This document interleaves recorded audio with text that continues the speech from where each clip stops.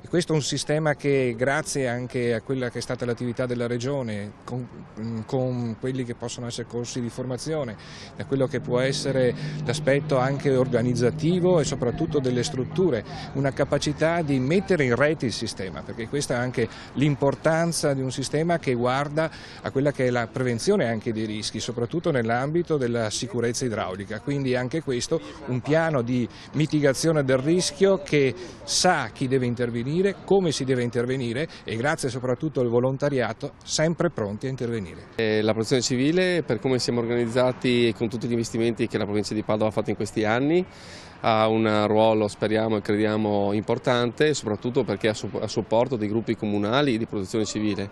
Nei momenti di emergenza, ma anche in momenti di assoluta organizzazione e di momenti da vivere tra il volontariato, che è la spina dorsale di questa che abbiamo visto in questi anni importante nei momenti del bisogno, cerchiamo di investire risorse, di organizzare al meglio con efficienza le procedure e soprattutto di coordinare, se col massimo delle forze possibili e delle risorse possibili, tutte quelle realtà che hanno un grande valore, che sono i gruppi comunali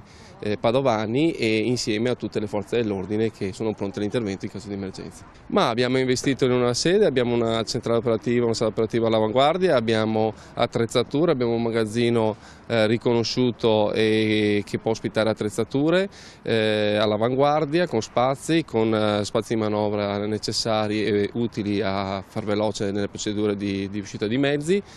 Significa efficienza, significa essere pronti a dare quella risposta che i cittadini si attendono. Questo meeting oggi è stato un appuntamento importante dove c'è stato un confronto con i vari livelli di protezione civile.